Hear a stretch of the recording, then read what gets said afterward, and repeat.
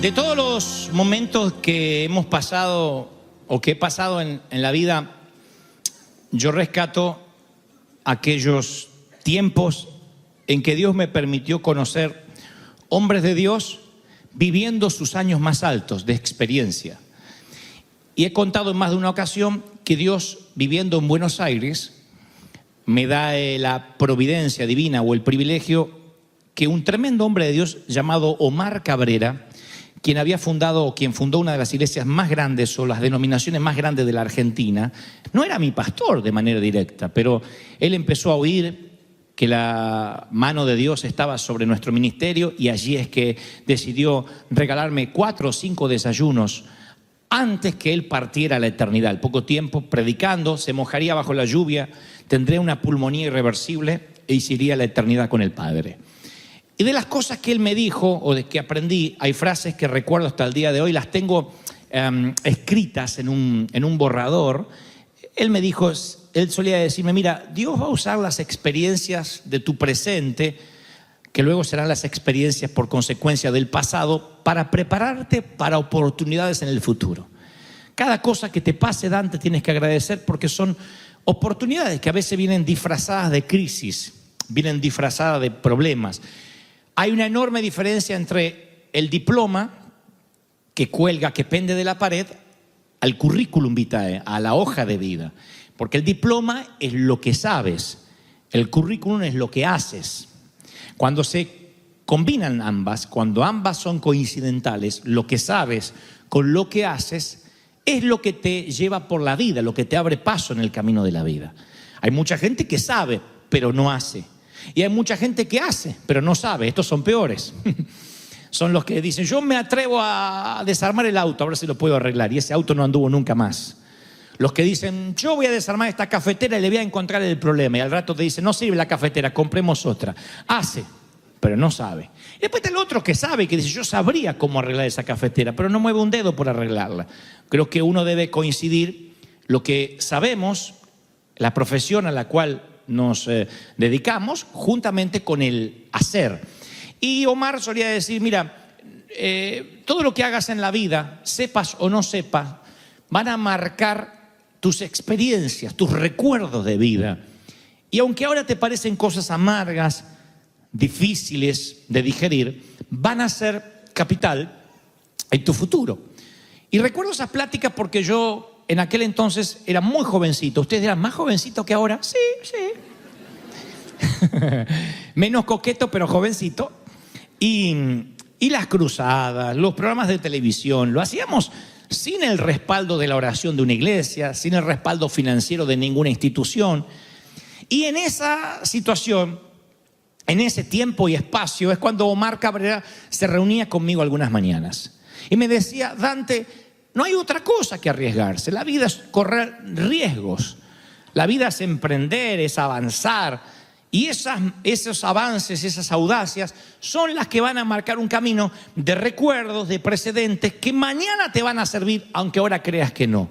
Y yo le decía, pero Omar, estoy endeudado, estoy quebrado, no tengo casa, tengo que vender el auto ahora para pagar la deuda de la campaña evangelística que Dios me mandó a hacer. Y él me decía, bueno, vas a andar a pie, andar en camiones otra vez.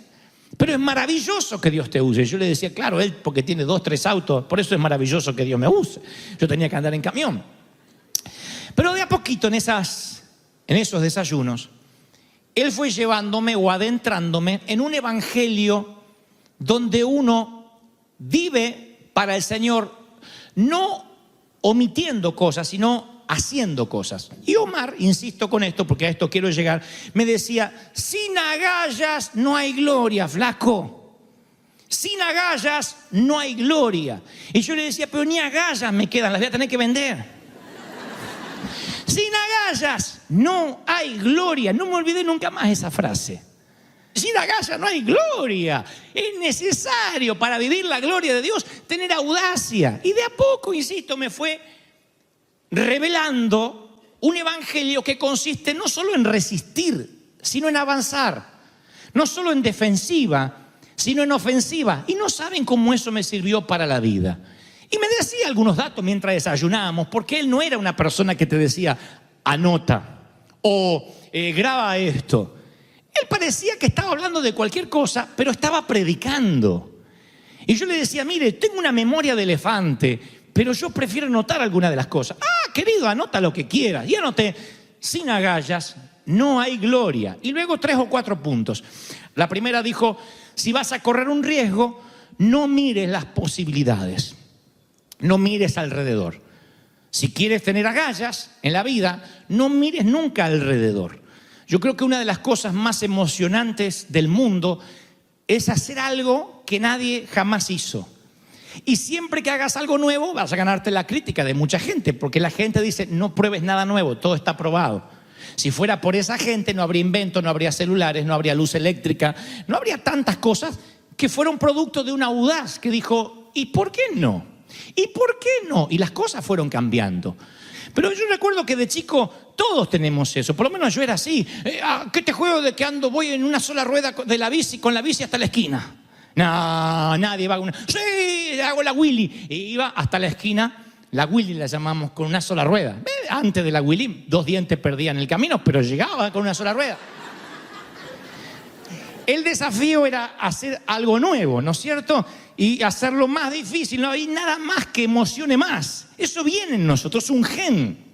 Viene en los seres humanos, que vamos perdiendo a medida que vamos creciendo. Por eso yo agradezco que tuve en cierta esquina de mi vida a un Omar Cabrera que invirtió su tiempo en decirme, Dante, la vida es agallas, sin agallas no hay gloria. Dios ama eso. Gedeón tenía 32.000 hombres y es superado por los madianitas.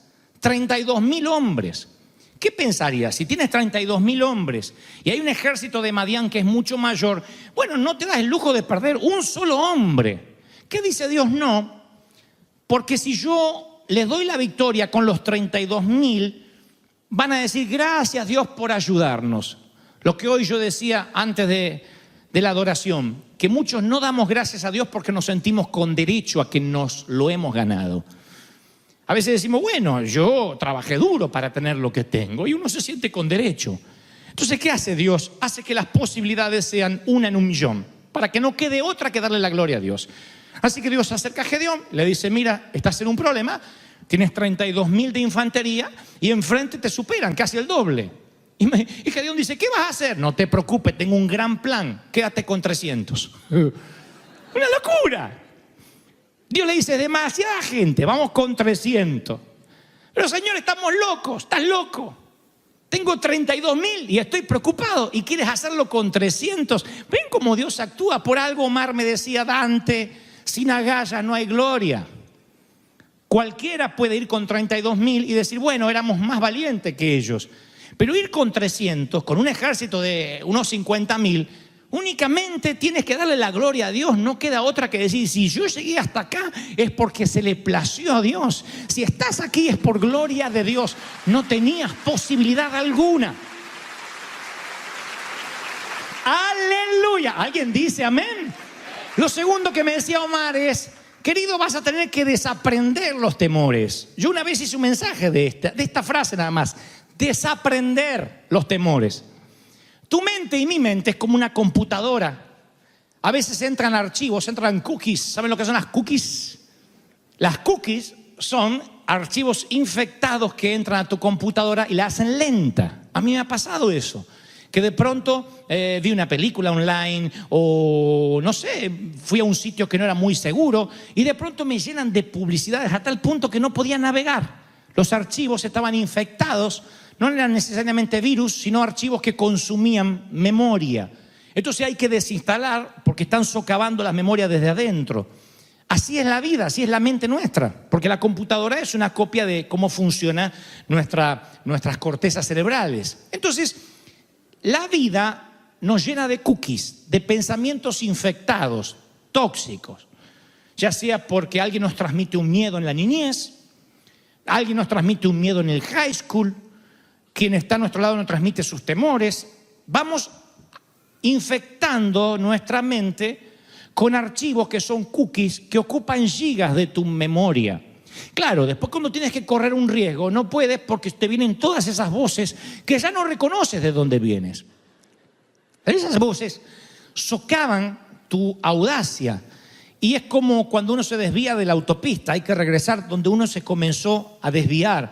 Entonces, la mitad del aprendizaje consiste en aprender. La mitad del aprendizaje es desaprender, que es lo más difícil. Omar Cabrera me decía, si vas a tener agallas, no mire las circunstancias, pero vas a tener que desaprender muchas cosas. Desaprender lo que te dice la religión, desaprender lo que muchas veces sin mala intención te han dicho los progenitores. Ese fue el peor desafío de Jesús, desinstalar los archivos viejos de los religiosos. De hecho, no pudo. A Cristo lo crucificaron por lo que decía. Porque no hay peor cosa que querer desinstalar archivos viejos. Eso fue lo que más me costó. Si yo nací en una iglesia legalista donde me decían que todo lo que podía hacer era pecado. Quiero servir a Dios en la tele, pecado.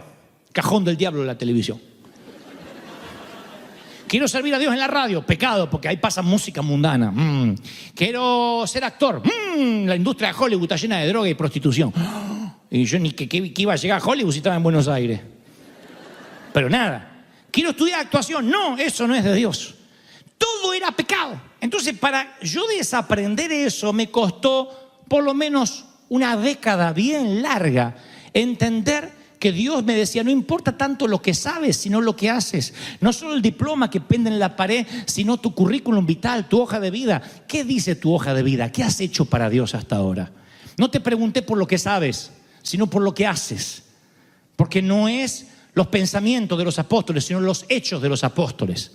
Porque el Señor no te dirá, bien pensado, siervo fiel, bien dicho, siervo fiel. Te dirá, bien hecho. Bien hecho. ¿Qué has hecho? ¿Qué hacemos? ¿Qué estamos haciendo para el Señor? Sin agallas, ¿no hay qué? No hay gloria. Sin agallas, ¿no hay qué? No hay gloria. ¿Sabía que las vacunas son pequeñas dosis de la enfermedad que quieres combatir? Pequeñas dosis de la enfermedad crean la inmunización. Parece que este es un dato médico que nada tiene que ver con lo espiritual. Bueno, yo voy a decirte esto. Sin agallas no hay gloria. La cura para el temor al fracaso no es el éxito, es el fracaso. Es una pequeña dosis de fracaso lo que te va a curar para el fracaso. La cura para el temor al rechazo no es que te acepten, es una pequeña dosis de rechazo. Así se crea la inmunidad.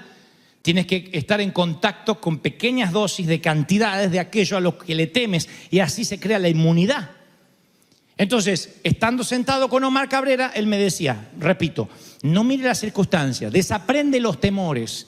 Y yo le digo esto, no me olvido más la plática. Le digo, Omar, ¿sabe qué? Yo tengo, ¿qué tenía? No sé si 27, 26, 27 años. Le digo, Omar, yo tengo 27 años, soy jovencito. Y hasta ahora, a pesar de que la pasé feo, Dios siempre me dio éxito en todo. Siempre Dios me bendijo. En todo. No he visto así un fracaso grande, no he visto algo que me saliera mal. Dios siempre me defiende, siempre me bendice. La plata siempre aparece y me dice, ay querido, estás fregado entonces. Le digo, ¿por qué? Porque vas a tener dosis de fracaso entonces. Yo pensé que ya la habías tenido. No, vas a tener que fracasar. ¿Por qué? Y porque si no, no te vas a hacer inmune, mi viejo. Sin agallas no hay gloria. Vas a tener que fracasar. Le digo, ay, no me diga eso, me da miedo. ¿También tenés miedo?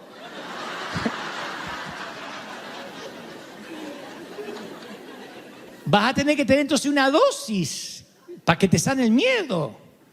Y fue una de las profecías, no digo negativa, pero esas palabras que tardas muchos años en olvidártelas, porque me levanté de esa mesa y a partir de ahí comencé a tener una serie de fracasos en cosas que yo pensé que jamás iba a fracasar.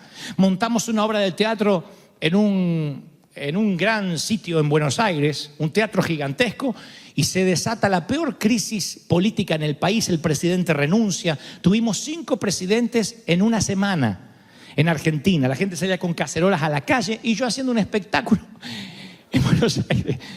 Tuvimos que cerrar, tuve que pagar indemnización a todo el elenco, eran un montón, para colmo era un dineral a base de cómo nos iba a ir. Y tuve el primer gran fracaso, aún creyéndole a Dios o pensando que estaba haciendo las cosas para Dios.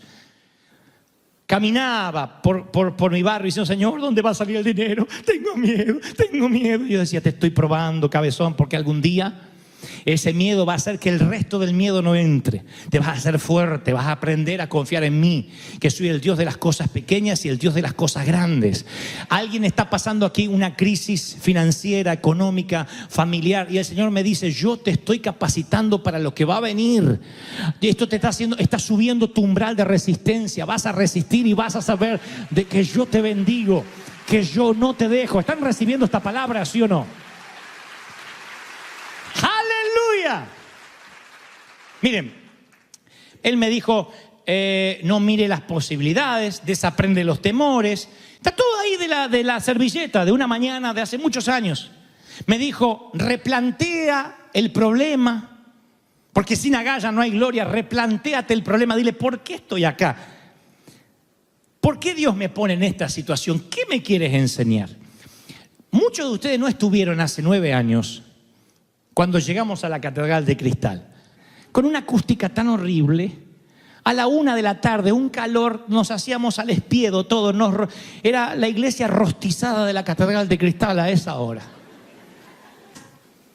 Y si nosotros no hubiésemos tenido aquellos días de mala acústica y de malas noticias y de quiebras en la Catedral de Cristal, hoy no tendríamos River Arena.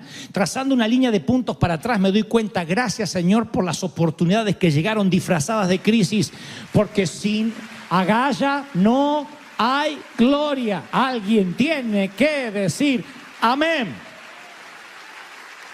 Son los días malos los que te ayudan a valorar los días buenos.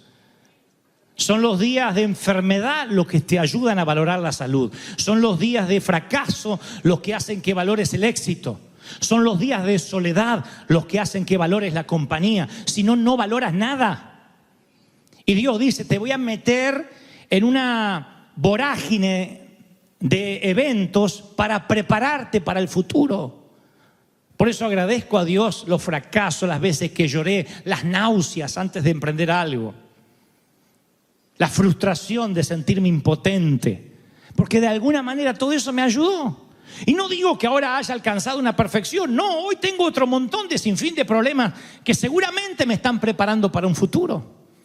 Son esos eventos los que capacitan a que tus agallas sean más grandes, a que hagas, a que emprendas, a que no solo dejes de hacer cosas malas, sino que también hagas cosas buenas. Esa es la filosofía de un cristiano. A mí me gustaba tener las cosas bajo control y resulta que hacer cosas para Cristo es perder el control y dejárselo a Él. No podemos prepararnos para todo. Sin agallas, ¿no hay qué? No hay gloria. Y la vida es emprender aunque no tenga las circunstancias bajo control.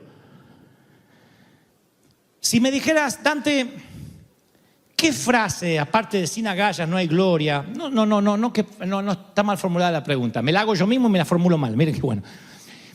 Si te dijeras, Dante, ¿qué concepto? Ahí está. ¿Qué concepto te llevaste de esas pláticas con Omar Cabrera? En la vida, que te recuerdes. O sea, cuando te ves ahí reunido con Omar, jovencito, ¿qué concepto te llevaste? ¿Qué principio te llevaste? Y hay uno que salta a mi memoria por encima de la frase que acuñó Omar, que sin agallas no hay gloria, y es, ¿qué es lo peor que podría pasar? No saben cómo esa frase me ha ayudado. Yo voy a decir lo que mi pastor alemán decía, no está en la Biblia, pero debería estar. ¿Qué es lo peor que podría pasar? ¿Qué es lo peor que podría pasar? Significa, aún cuando pase lo peor, voy a seguir confiando en el Señor. Tú dices, ay pastor, no puedo estar bien porque me descubrieron una enfermedad. Y yo te digo, Dios te va a sanar, pero ¿y si no te sanara? ¿Qué es lo peor que te podría pasar? Vamos, piensa lo peor. Que la enfermedad avance. ¿Y qué más? Y que me muera. ¿Y qué más? Y que me vaya con él. ¿Y qué es lo peor? No te tomes la vida tan en serio porque no vas a salir vivo de ella. No te tomes la vida tan en serio. Respeta, valora, honra la vida, pero no te tomes tan en serio a ti mismo. Sin agallas no hay gloria y a veces hay que correr riesgos, a veces hay que desafiar las circunstancias, a veces hay que decir, bueno, ¿qué es lo peor? Si no lo hago voy a dejar un agujero en mi gran rompecabezas y lo vas a lamentar siempre. Ahora una palabra para los solteros. Ese agujero en tu rompecabezas va a quedar siempre. Y de acá a 50 años vas a decir, ¿y si le hubiese hablado? Capaz que la encuentras en Facebook después de 50 años y dices, menos mal que no le hablé. Porque la vida no ha sido grata con ella.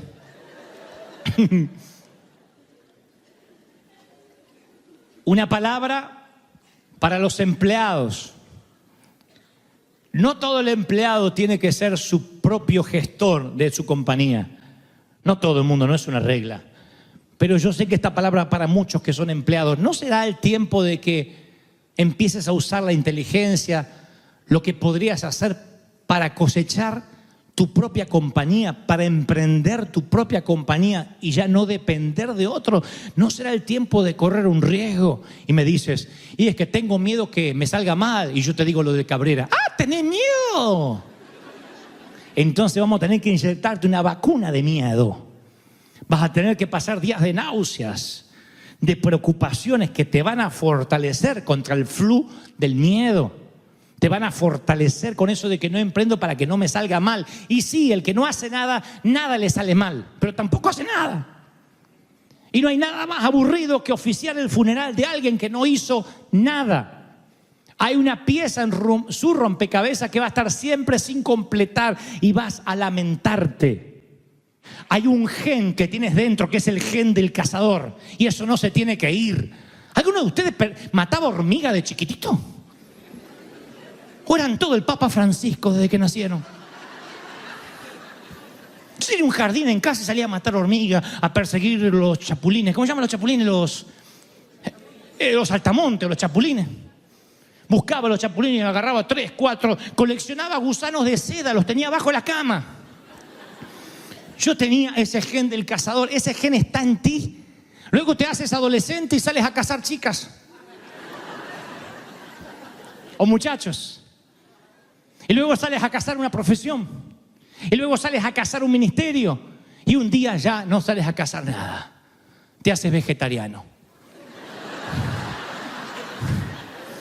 Soy vegano. Entonces come verduritas. Señor, ¿qué es lo que no tengo que hacer? Oh, no tengo que pecar. Gracias, Señor, por mantenerme tan santo. Y come lechuga.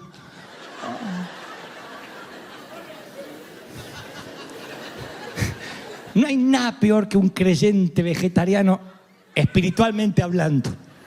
Que tú dices, vamos a correr riesgo, vamos a emprender. ¡Aleluya! Y dice, este es el momento, mi tiempo. Y otro dice, no, perdón, verduras para mí. En River Church no hay verduras. Acá se come bien, se alimenta bien, se solidifica bien. ¡Aleluya! Alguien tiene que decir, ese es mi Dios. Ese gen del cazador está en ti. Y tienes que emprender y tienes que avanzar y tienes que creerle a ese Señor. Se me termina el año, pero quiero tomar decisiones que hace años o meses vengo postergando. Tienes que tomar decisiones. ¿Cuántos están creyendo esta palabra? ¿Cuántos lo reciben de corazón? Hay un negocio que tienes que emprender. Hay un ministerio que tienes que creerle al Señor. Muchachos, jóvenes, los que estudian, no solo estudies, sino prepárate, créele al Señor para cosas grandes. Aún por encima de tu capacidad. Dile, Señor, yo quiero que este sea mi año, que mi paso por River Church me haya dejado agallas, ganas de emprender, ganas de avanzar. No dejes para mañana lo que podrías estar haciendo hoy. Hay oportunidades que vendrán una sola vez en tu vida. No regresarán. Oportunidades que no regresan más. Créeme. Hay oportunidades que son únicas, únicas. Y luego las cosas ya no vuelven a ser como eran antes porque la dejaste pasar. Hay oportunidades que vienen una sola vez y que tienes que aprovecharlas porque sin agallas no hay gloria. Y tú me dices, ¿podría fracasar? Está dentro de las posibilidades que fracases. Dices, y si me lleno de temor, es probable que tengas que tener pequeñas dosis de temor que te vacunen. Eso es parte de la vida. Yo me he pasado gran parte de mi vida con miedo.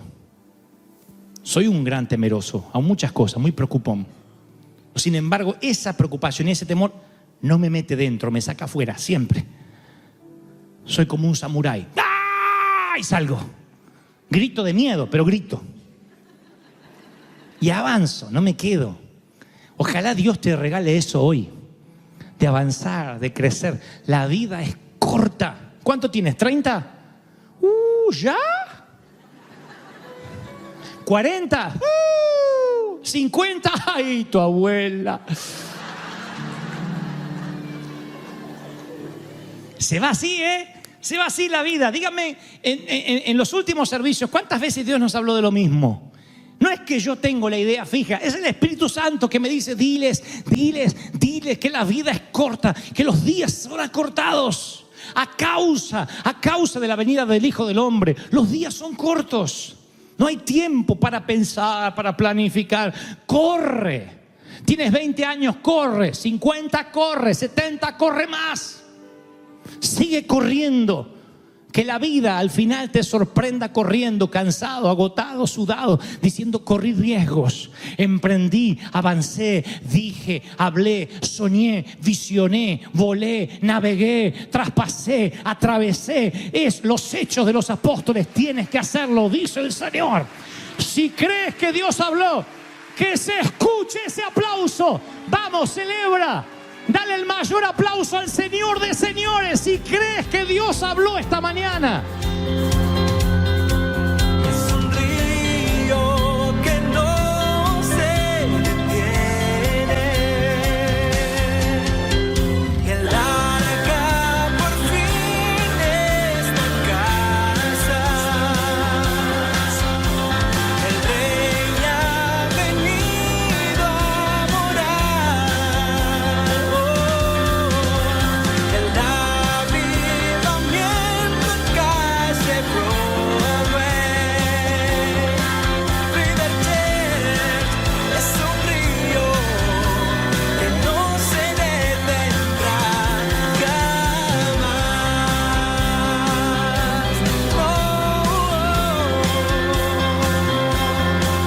River Church es un río que no se detendrá jamás.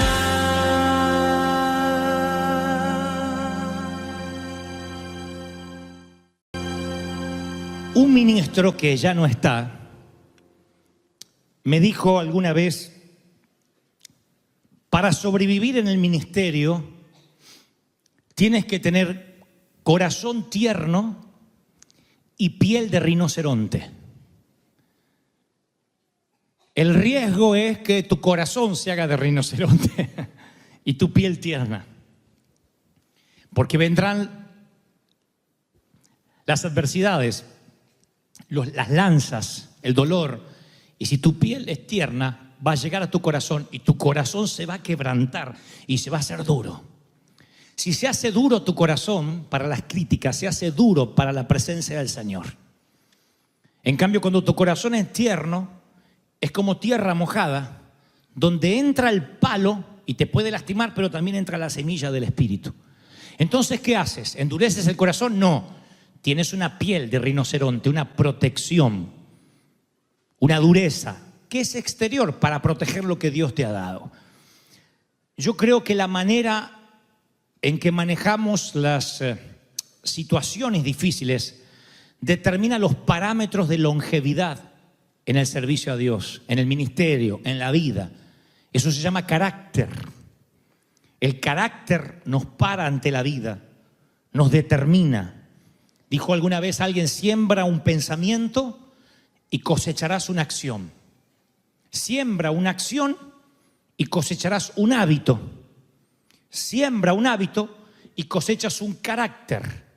Siembras un carácter y cosechas un destino. O sea que esto es así: pensamiento, acción, hábito, carácter, destino. Para llegar a destino uno necesita carácter. Para tener carácter uno tiene que tener hábitos. Para que esos hábitos estén en nosotros hay que empezar con una acción. Y para que esa acción comience, todo arranca con un pensamiento. Entonces nos paramos ante la vida con un hábito diferente, con un carácter diferente, y eso nos va a mantener hacia el destino. No es fácil mantenerse, en lo que más cuesta. La palabra dice que cuando Saúl y Jonathan cayeron en una batalla, David exclama y dice: ¿cómo han caído los valientes? No hay peor cosa que lamentar la caída de un valiente. La caída de aquel que pudo haber llegado a la meta, pero se hartó, se cansó, se fatigó su alma, no pudo. Es triste que alguien no termine una carrera, que alguien no pueda culminar una familia, que alguien no pueda culminar un ministerio. Y por lo general no es porque cayó en pecado, por lo general es porque no pudo mantenerse, porque no supo tener una piel de rinoceronte. Y la palabra describe un incidente. Los apóstoles, los discípulos, eran un tanto pusilánimes. Entre ellos había un negador, un traidor, alguien que dudaba que Jesús había resucitado, como Tomás. Pero eso fue antes de la llenura del Espíritu Santo. Cuando el Espíritu Santo viene sobre ellos y la gloria los llena en Pentecostés, se fueron transformados en otros hombres, fueron diferentes. Es como un superpoder, un superpower que vino sobre ellos y le dio habilidades especiales para, no solo para sanar enfermos, liberar endemoniados, predicar el evangelio, sino que se hicieron resistentes a la crítica. Fue como que el Espíritu Santo no solo les llenó el corazón, sino que les dio una cobertura. Imagínense los X-Men o los DC Comics o los de Marvel, que cada uno de estos héroes tiene un poder. La diferencia de los superhéroes de Marvel, que generalmente son conflictuados, tienen problemas personales, estos hombres, a pesar de tener problemas personales, fueron llenos del Espíritu y recubiertos por una capa de gloria que los hizo que dieran hasta su vida por el Señor. No los podían parar, eran imparables. O sea, el fuego de Jesús caminando en la tierra, creyeron que lo habían apagado los romanos o los fariseos, pero luego hubo una multiplicación de unción, de poder, una manifestación de los hijos de Dios que nadie podía detener. Y dice la palabra, y cada día se añadían más en gran número. Sacaban los enfermos a las calles para que al pasar Pedro, su sombra cubriese uno de ellos. Imagínense que aquí los vecinos traigan sus enfermos, sus minusválidos, sus gente con capacidades especiales para que diga, cualquiera que salga de River Church, cualquiera que salga de la arena y su sombra pase, vamos a recibir la unción que hay ahí adentro, que no podemos entrar porque no hay más lugar. Alguien tiene que decir, esos días están viniendo. ¡Wow! La sombra sanaba a los enfermos y algunos venían de ciudades vecinas, traían enfermos, atormentados, y todos eran sanados, llenos del poder de Dios. No los podían parar. Entonces se levanta un sumo sacerdote lleno de celos, dice la Biblia, se llenó de celo, echan manos a los apóstoles y los meten en una cárcel pública. Se terminó, muerto el perro, se acabó la rabia, dijeron. Pero un ángel del Señor abre las puertas de la cárcel, los saca y dice, pónganse en pie a predicar. Viene el ángel y dice, perdón, voy a sacar los presos. ¿Se imaginan la cara del carcelero? El ángel le abre la puerta y estos tipos salen y siguen predicando. Y los que sabían que estaban presos, dice, ¿qué hacen sueltos? ¿Quién los soltó? Un ángel. Mayor conversión, mayor unción, mayores milagros todavía, porque dice, Dios está con ellos, los ángeles están con ellos. ¡Aleluya! Entonces el Sanedrín los manda a buscar a la cárcel y no los encuentra. Viene un soldadito, le dice, Señor, hemos hallado la cárcel cerrada, los guardias afuera de pie, pero cuando abrimos no había nadie adentro. Y se acercó uno dando esta noticia, he aquí los varones que pusiste en la cárcel están afuera enseñando al pueblo. Los vuelven a llamar. Imagínense, no pueden meterlos presos porque viene un ángel y los libera. Ya había un ángel asignado para que los libere.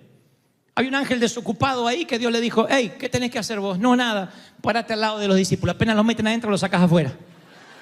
¿Cuántas veces? Las veces que sea necesario. Sí, Señor. Y ahí estaba el ángel esperándonos en las puertas de la cárcel. Hola, muchachos, ¿qué tal?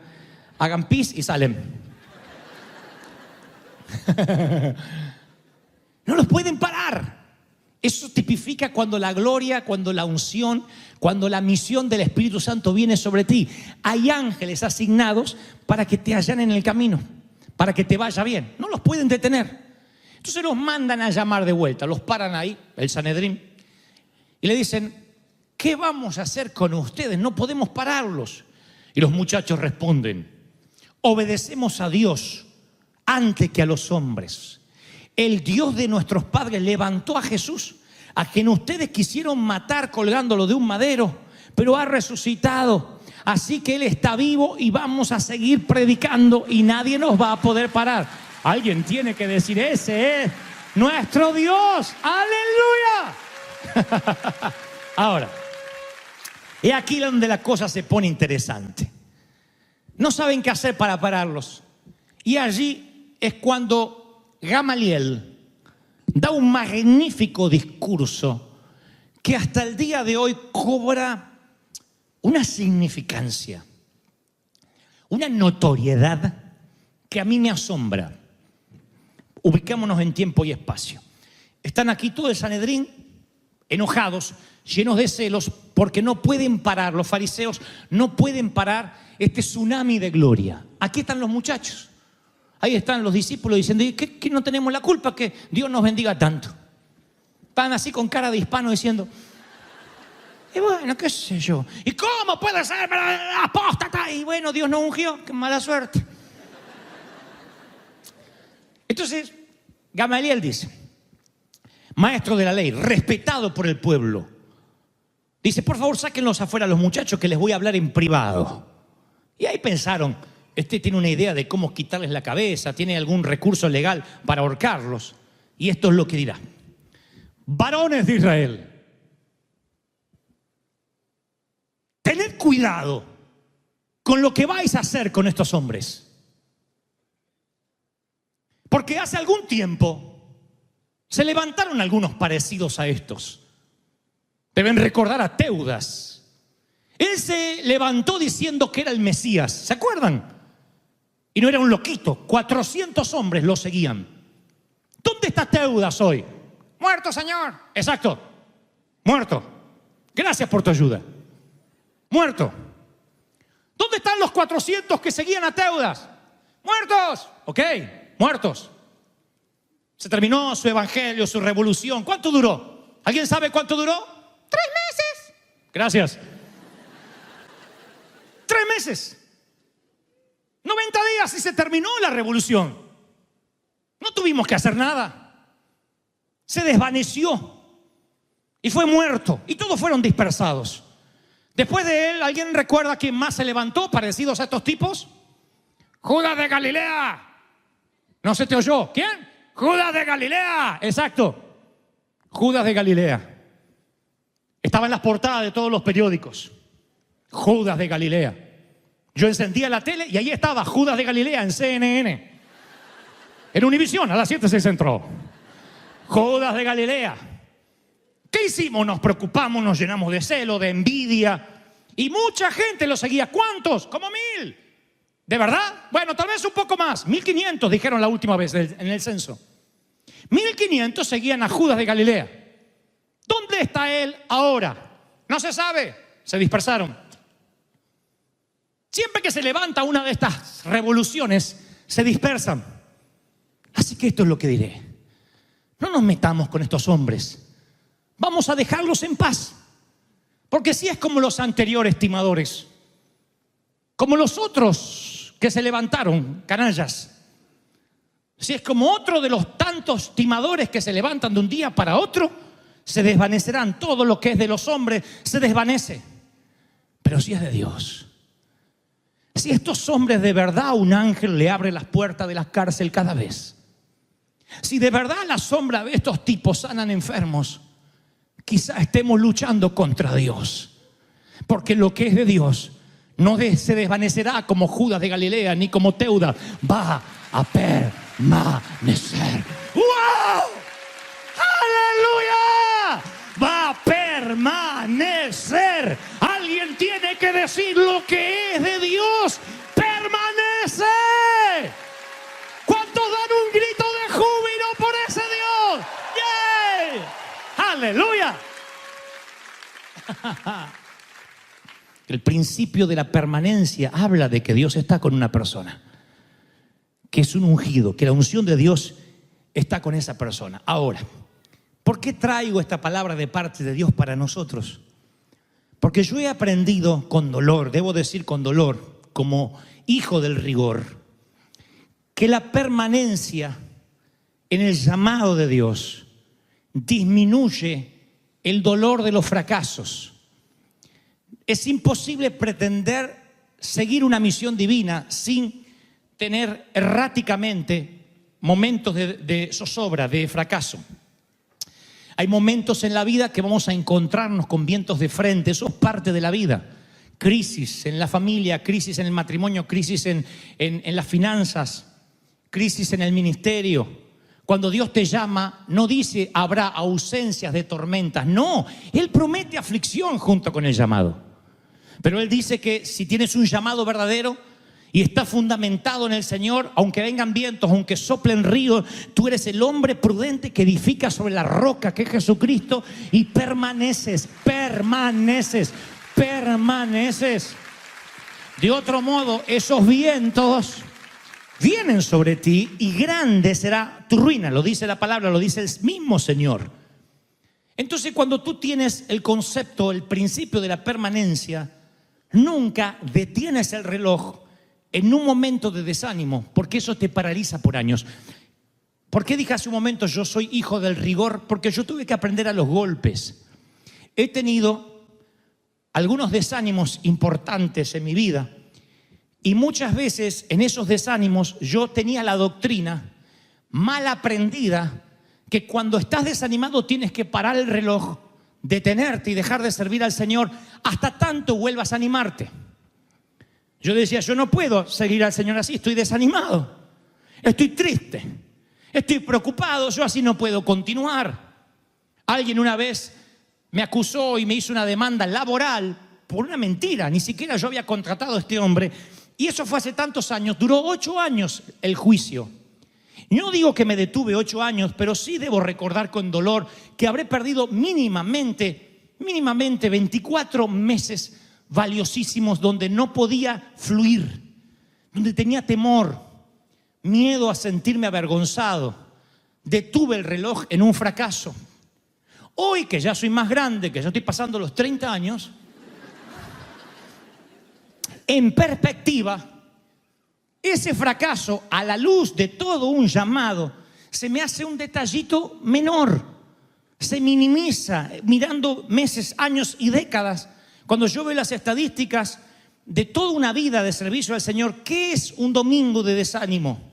Cuando contemplo un desánimo a la luz de años de ministerio, la cosa empieza a cambiar. Por eso el Señor siempre te dice, elévate como el águila. Porque si tienes vistas de gallina, solo ves el maíz y te cortan la cabeza. Entonces, cuando uno tiene visión de pollo, visión de gallina, uno lo único que ves es el pan, es el maíz, el pagar las cuentas, el pagar las deudas. Y claro, cuando te sientas frente a la computadora, mira lo que hay en tu cuenta bancaria y al lado los biles que te llegaron. Estás como la gallina.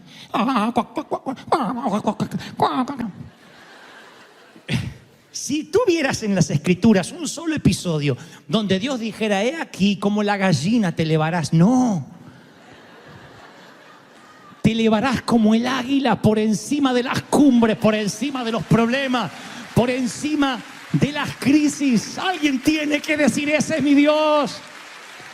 Renovarás tus alas como las águilas.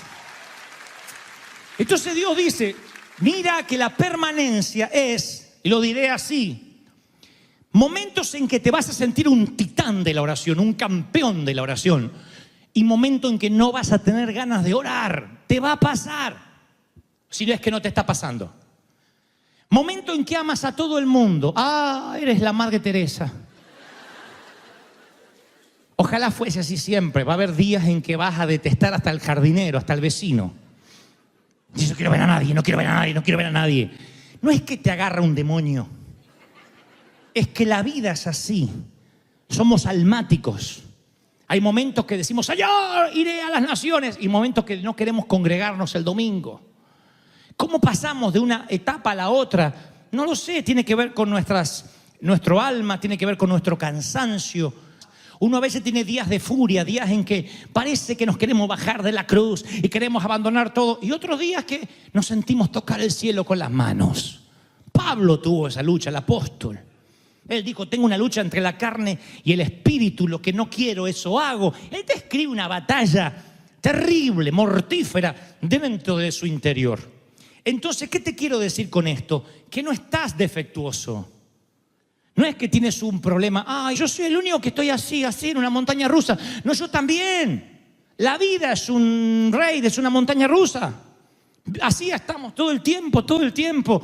¿Cómo hacemos para permanecer sabiendo que cuando te alejas de la montaña rusa, no somos gallinas, somos águilas? Cuando te alejas y ves el vuelo completo, aunque sea errático, Dios dice, yo te voy a mantener en el aire hasta que llegues a destino. Aunque sientas que vas a estrellarte, aunque sientas que vas a caer. ¿Están recibiendo esta palabra?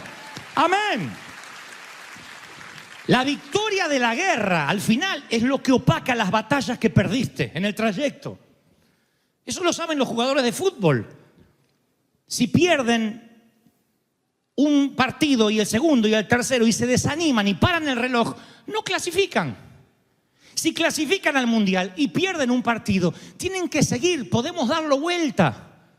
Todo puede cambiar. ¿Cuántos favoritos, hablando de fútbol, equipos favoritos han llegado al mundial diciendo estos se llevan la copa y no pasaron la primera vuelta? ¿Y cuántos otros con un espíritu más sencillo dijeron vamos a continuar? No fue mal, empatamos, perdimos, pero sigamos, todavía estamos en carrera. Eso es lo que Dios nos trata de decir, lo que dice Gamaliel. No te entregues, no te rindas. Hay gente aquí pasando crisis hace meses. El Señor me muestra que estás pasando pruebas que no se terminan, crónicas. Y no es que el Dios quitó su mano de ti, Dios no perdió el interés en ti. Dios no se desinteresó de tu vida, no dio vuelta a la cara. Al único que le dio vuelta a la cara unos instantes fue a su propio Hijo para darte acceso a ti, a la vida eterna. Fue cuando Jesús dijo, ¿por qué me has abandonado? Le dijo no al Hijo para decirte sí a ti, para que hoy puedas estar acá y tener acceso a la vida eterna. Pero nunca Dios te dio vuelta a la cara, jamás, nunca. Y Él dice, no te rindas. Aunque te sientas débil, no te rindas. Yo me siento débil muchas veces. Digo, no voy a poder, no tengo la capacidad. Y el Señor me dice, continúa, permanece, envejece si yo no vengo, creyéndome que yo fui el que te ungió. Y aunque haya pequeñas derrotas en el camino, la victoria final habrá valido la pena. No te sientas devastado con esas experiencias amargas, porque los años terminan por filtrar los sentimientos que dejan los hechos negativos y te dejan la emoción de la realidad. Los años, el tiempo es tu aliado, el tiempo tarde o temprano te va a dar la razón. Dios dice, tienes que permanecer. Aunque no sientas nada, mi querido, habrá días en que levantarás los ojos al cielo y los vas a ver abiertos. Vas a ver ángeles que se pasean, la gloria de Dios, vas a sentir el aleluya. Pero habrá días en que vas a sentir un cielo de bronce. Y vas a tener que decir, vuelve 7 veces hasta que veas alguna nube. Porque yo siento el sonido de la lluvia. Yo sé que va a llover. Aunque el cielo esté de bronce, va a llover sobre tu vida, dice el Señor. ¿Cuántos reciben esta palabra? ¡Aleluya! Gamaliel lanza el principio de la permanencia. ¿Sabe lo que también nos da la permanencia, aparte de la longevidad? El cumplimiento de metas a largo plazo. Porque creo que muchas de nuestra impaciencia termina drenando, socavando a veces la visión. A veces por ambicionarnos y llenarnos de ansiedad, socavamos la visión. ¿Qué pasa cuando una mamá quiere que su hijita madure rápido? Le hace quemar etapas. Y la pinta y la maquilla y le pone minifalda y le pone medias de nylon y le pone tacos altos y la nena tiene 7 años. Y está bien que un día juegue a ser mamá o a ser señora, pero cuando las madres quieren que la hija crezca y que la hija crezca, le está haciendo perder la infancia. Está pervirtiéndola. La perversión no siempre está emparentado con lo sexual. Pervertir significa apurarse, salir del canon establecido, del tiempo correcto. Y hay cuánta gente que comienza un ministerio sin que Dios lo haya llamado porque son ofrecidos. Los ofrecidos son los que sin que les haya ardido una zarza nunca, ellos prenden su propia zarza Y entonces, si no tienen el apoyo pastoral o de la iglesia, emprenden solos diciendo, Dios me va a apoyar, y fracasan. Se golpean la cabeza y la frente contra la pared porque lo que tuvieron fue una ambición personal. Y tenemos deseos, claro que tenemos ambiciones, pero tenemos que calibrarlas conforme el deseo de Dios. Cuando se junta nuestro deseo, que es lo que Dios pone, con el deseo de Dios, ese es un llamado que hace que permanezcamos. Cuando tomas la decisión por convicción, cuando permaneces, generas influencia, porque la influencia se edifica estando, permaneciendo. Ahí edificas confianza. La influencia requiere sí o sí longevidad. Solo el tiempo solidifica y establece la confianza, solo el tiempo. Entonces, yo no soy defensor de que todo tiempo pasado fue mejor, porque yo soy un predicador pro cambio. Yo creo en los cambios. Dios no cambia, nosotros tenemos que cambiar, ¿sí? Pero en un cambio constante de género, de música, de gustos, la permanencia en lo que Dios te llamó es un lujo. Por eso digo siempre, de tanto en tanto Dios nos habla y nos dice, sé original, no cambies. Preserva tu autenticidad, que es el regalo que Dios te dio. Nadie adora a Dios como tú. Tú eres el único que lo puede adorar con esas huellas dactilares, con esa garganta. No hay otro en el mundo, en el planeta, que se parezca a ti. Ese es un regalo se llama singularidad. Si no, Dios te hubiese hecho clonado de otro, pero si te hizo único, es un regalo que debes cuidar, preservar. Esa singularidad tiene que permanecer. Así fui, así soy y así voy a ser. Vas mejorando, pero no andas cambiando de golpe, porque ahora el cambio de la música, ahora el cambio de la ropa, ahora es el cambio de look, ahora el que me voy a cortar el pelo, ahora me lo voy a rapar, ahora me voy a poner un moicano, No, tú tienes que decir, ¿quién soy yo? Y permanecer. Lleven esto al ámbito espiritual y verán que la permanencia produce influencia. Cuando alguien que permanece a través de los años te da un consejo, tú lo tomas. ¿Por qué? Porque ese hombre permaneció, estuvo allí, peleó batallas al igual que la estás peleando tú y ha sobrevivido. Tiene cicatrices de guerra, pero dice, Dios me ha mantenido hasta la meta, así que se puede llegar. No es imposible, se puede llegar. ¿Cuántos reciben esta palabra? Díganme amén. ¡Aleluya!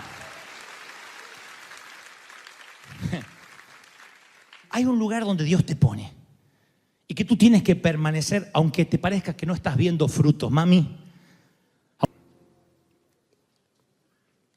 ¿recuerdan las aventuras de Tom Sawyer? Yo leí ese, creo que fue el primer libro que leí en mi vida, el primer libro que leí completo. Luego me enamoré de la prosa, de la pluma de Mark Twain. Y él solía decir, porque además era un gran filósofo, un gran pensador, toda persona es como una luna. Tiene un lado oscuro que jamás se lo mostrará a nadie, ni siquiera a su cónyuge. De la frase de Mark Twain se desprende una pregunta. Si pusiéramos una cámara 24 horas como el programa Big Brother, tras bastidores, en tu propia vida, en la mía, ¿qué veríamos? Recuerdo a mi vieja diciéndome siempre, peinate bien, Dante, que la gente también te ve atrás de la cabeza. Y yo pensé que ese era un problema mío. Ahora veo a nuestro hijo Jason que también, él se peina acá, se hace una lamida de vaca acá, así. Y atrás tiene los pirinchos así, el condenado, así. Digo, no te ves atrás. Y él se peina acá y dice, me peiné bien, y se peina acá el pelito. Y atrás tiene así, es el pájaro loco. Y siempre hay una parte nuestra que creemos que la gente no la ve, pero es porque nosotros no la vemos o creemos que no se nota. Y yo sugiero, si estás por tener una fecha importante, conmemorar un cumpleaños, Navidad, no sé, alguna fecha que te tienen que regalar algo, bueno, que te sorprendan, que te regalen cosas que se pueden comprar con dinero. Pero lo que no se puede comprar con dinero tienes que autorregalártelo. Es una sugerencia de verdad que creo que funciona. Y yo me regalaría, voy a ser más auténtico. Y esto significa cambiar a veces las bases en el matrimonio, cambiar no las bases del amor, sino las bases de la convivencia, cambiar las bases en el ministerio, decir, mire, me cansé de simular, yo quiero ser esta persona que soy. Y si al dejar de simular salen a la luz aristas que no son del todo buenos ni disfrutables para el resto, bueno, allí es cuando Dios empieza a operar. Si lo escondemos, Dios no puede cambiarlos. Si toda la vida somos escondedores, propensos a no mostrar quiénes somos, qué pensamos, qué sentimos, es muy difícil que que pueda estar expuesta a la herida, de modo que el Señor pueda operar quirúrgicamente y quitar el tumor o sanar la herida. Pero preferimos, insisto, ir por la vida pensando que Jesús es un dermatólogo en vez de un médico clínico. Pensamos que nos pone algo sobre la piel, no se ve mucho la herida y seguimos al frente y adelante. Pero ¿cuánto se puede simular? Debe ser muy cansado llegar a los 50, a los 60, a los 70, a los 80 y haber sido un impostor para todo el mundo.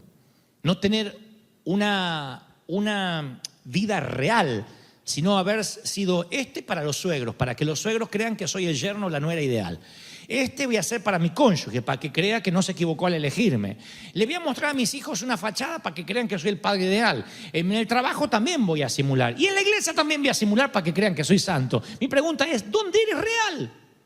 Y tú dices, bueno, en la ducha, en la regadera, ahí soy real. Esa realidad, esos pocos minutos bajo la regadera, ¿te ayudan a tener una base en la vida y decir, este soy yo? O cuando te miras al espejo no te gusta en la persona en la cual te estás convirtiendo. Afortunadamente a mí me pasa esta crisis promediando los 30 años, la edad de Cristo le dicen, la edad en que el Señor comienza su ministerio.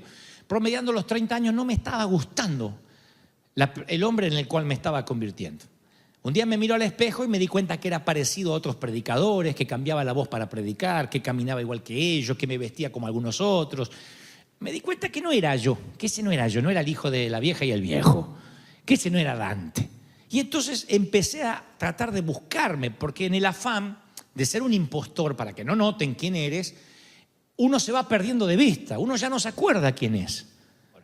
La Biblia menciona a un hombre público, se llama Roboam, que parecía genuino, pero si uno echa una mirada tras bastidores va a descubrir un impostor insensato, un hombre que cultivó una imagen pública impecable, mientras que a sus hijos le pasaba un legado oscuro. Sus hijos sabían quién era el padre, menos toda la ciudad o toda la nación donde este hombre era el rey. Es un hombre que conoce el éxito. Alguien también me dijo por allí que el éxito suele arruinar a los hombres como el dinero. Y yo pienso que no, que el éxito o el dinero simplemente revela todo lo que hubo en ese hombre todo el tiempo. El éxito no destruye jamás el carácter. El dinero nunca destruye o cambia el carácter. Simplemente el dinero o el éxito expone el carácter, expone lo que eres. Pero como uno se pasa la vida siendo un impostor, ocultando, entonces un día esas cosas se revelan, como le pasa a Roboam. Roboam, empiezo a investigar por qué la Biblia lo trata de impostor. Y ahora te voy a dar algunos datos. Aparece en el libro de Reyes. Una de las menciones que hace el libro de Reyes, allí por el primer libro de ese nombre, el capítulo 12 y el versículo 8, dice que Roboam dejó el consejo de los ancianos, dejó de escuchar a gente que le podía enderezar y pidió consejos a los amigos, a los jóvenes que se habían criado con él y que trabajaban para él. Lo peor que uno puede pedir es un consejo a gente que trabaja para ti, que sabe que si te aconseja mal o te dice algo que no te gusta, lo deja sin empleo. Eso se llama conflicto de intereses. Si yo tengo un empleado al que le estoy pagando el salario y le digo, ¿cómo me queda esta ropa? Mejor que me diga que me queda bien. Porque si no, el empleado dice, no, a ver si le digo algo que no le gusta y mañana, el lunes me dice, no vuelvas al tu empleo. Entonces, lo peor que uno puede tener es la obsecuencia de gente que no te dice la verdad. Yo trabajo de médico, supongamos, una hipótesis, y vienes a hacerte un análisis de rutina, descubro que hay un tumor cancerígeno, pero como somos amigos no te lo digo. Digo, no, es un dolor de cabeza. Esto se va con una aspirina y vacaciones. Tú te vas feliz, menos mal que Dante es médico.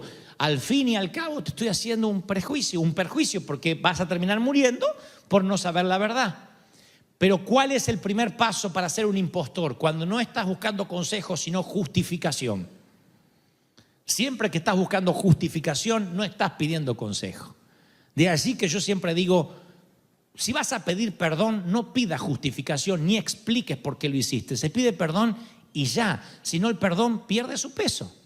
Si yo te digo, perdón que te robé. Lo que pasa es que yo tenía mucho hambre. Y si yo no robo, no pienso en mi familia. No lo hice por maldad. Todo eso que expliqué le quita validez al pedido de perdón. Yo tengo que decir perdón porque fui un ladrón. Las motivaciones, las razones las arreglo con el Señor, no contigo. Si no, el perdón no sirve. No sirve cuando alguien dice, pastor, perdón, perdón, que chismeé. Lo que pasa es que no lo hice por maldad, lo hice porque siento celo por la obra de Dios. ¿Para qué me venía a pedir perdón? Que le queda bien con Dios y con el diablo. No pida perdón, sigue siendo chismoso y que Dios te bendiga. Si uno pide perdón, no tiene que estar buscando justificación. Y así para con el Señor. Yo hasta he escuchado oraciones, Señor, perdóname, Señor. No lo hice por maldad, tú conoces mi corazón. Hasta se quiere justificar con Dios. Dios dice, ¿me pedí perdón condenado o no me pedí perdón? Sí, perdón de verdad, perdón de verdad. Y ahí viene el perdón de Dios. Ahí es cuando la sangre de Cristo te limpia. De otro modo, si buscas justificación, te haces un impostor hasta con Dios. Uno no tiene que justificarse ante Dios. Hay que decirle, Señor, yo soy así, un desastre. ¿Qué puedes hacer con este desastre? Dile lo que eres al Señor. Porque si pides o das una explicación, el perdón termina siendo diluido, termina siendo un híbrido y no termina siendo un arrepentimiento genuino. La cosa es que este hombre que toma con desdén el consejo de los más sabios y se presta a oír a los muchachos que trabajan bajo salario, le sucederá algo que mostrará tal cual es lo que es Roboam. Segundo libro de Crónicas, nos vamos a otro libro, allí cuenta lo que le pasa a Roboam. Dice que sucedió en el año que Roboam ya llevaba el 5.º año en el poder, que un rey de Egipto llamado Sisac sube contra Jerusalén. Roboam es rey, obviamente está siendo rey de Israel. Y toma los tesoros de la casa del Señor, este invasor egipcio. Toma los tesoros de la casa del rey, se apodera de todo. Un día le roban todo, a Roboam, todo. Llevándose todos los escudos de oro que había hecho Salomón, el hijo de David. Todos los escudos de oro que había en el palacio. Entonces el rey Roboam hizo escudos de bronce en su lugar. Y yo me pongo a pensar, ¿por qué enseguida los reemplaza? Lo único que reemplaza este Roboam son los escudos de oro por los de bronce. Sigo investigando, voy a otro libro de Crónicas y ahí descubro que Salomón había hecho 200 escudos de oro, de los cuales pesaban 18 libras de oro labrado. Asimismo hizo 300 escudos de oro batido, teniendo en cada escudo 9 libras de oro, y los puso el rey en la casa del bosque del Líbano. Esos eran unos escudos que cubrían al soldado casi de cuerpo entero de oro macizo. Era lo que sorprendía cuando entrabas al templo de Salomón, cuando entrabas al palacio, eran los soldados apostados con unos escudos que brillaban por el sol. Eso intimidaba. Cuando alguien iba a declarar la guerra o intentar un tratado de paz, tenía que pasar por soldados con escudos de oro. No estaban manchados ni rayados. Eran los escudos de oro que brillaban, que tipificaban pureza, tipificaban, el oro tipifica lealtad, tipifica paz en la ciudad, en el reino. Así que esos escudos fueron los que le robó el egipcio a Roboam.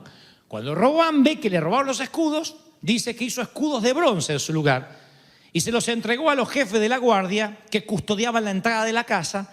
Y cuando el rey entraba en la casa, los de la guardia los ponían allí, o cuando venía cualquier jefe de estado. Y después los volvían a guardar. Cuando alguien venía, insisto, a visitar al rey, tenía que pasar por un pasillo de 500 escudos de oro, un camino intimidante con guardias enormes que les cubrían la mitad del cuerpo. Y eso es lo que ahora Roboam quiere reemplazar. En lugar de decir, Señor, ¿por qué me nos robaron todo? ¿Qué estoy haciendo mal? Dios le hubiese dicho a través de un profeta, es que estás consultando a tus amigos en vez de a los sabios consejeros que puse a tu alrededor. Pero no hace eso. Él dice, esto se resuelve rápido. Reemplacemos el oro por algo de bronce. Eso puede ocurrir en un taller mecánico. No se haga problema, le reemplacé la batería. Pero una buena puso, no, una barata. ¿Has puesto algo barato en algo caro? ¿Has puesto un reemplazo, un remiendo barato en algo caro? ¿Tú sabes lo que eso sucede? ¿Tú sabes lo que en eso de bienes siempre termina mal? Si compras algo caro, tienes que poner un repuesto caro. No puedes pensar en algo barato porque arruinas todo un engranaje. Y este Roboam pone unos escudos, en lugar de ser de oro, de bronce, pulidos para que brillaran como oro, pero sin valor alguno en comparación. Preocupado por la imagen, los pone allí cuando viene un rey y después los esconde enseguida. Claro, porque el bronce no es como el oro. Inmediatamente, si no es pulido, se dan cuenta que no es oro. Y hace un sustituto de tercera clase para una trastada de primera clase. Un sustituto de tercera clase para una trastada de primera clase. Suplió lo valioso por lo inferior y lo barato. Y yo tengo esta palabra de parte de Dios esta mañana.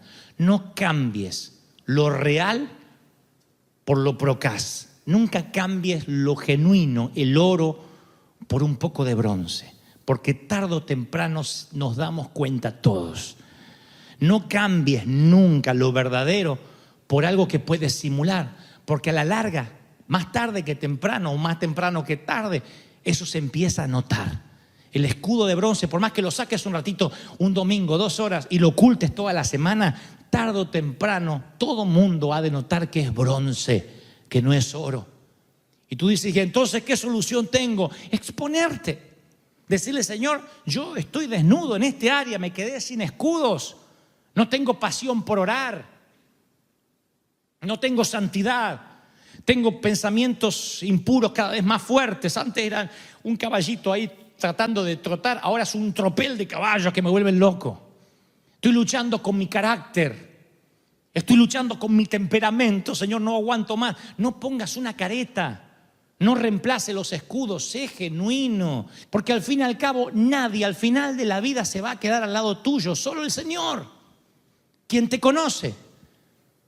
Por más que toda la vida te la pases actuando, al final de la vida no te darán un Oscar. Eso pasa únicamente en Hollywood, no en la vida real. No tienes un Oscar sobre la chimenea. Lo único que tienes es un escudo de bronce barato que reemplazó a lo que alguna vez fue la unción de Dios.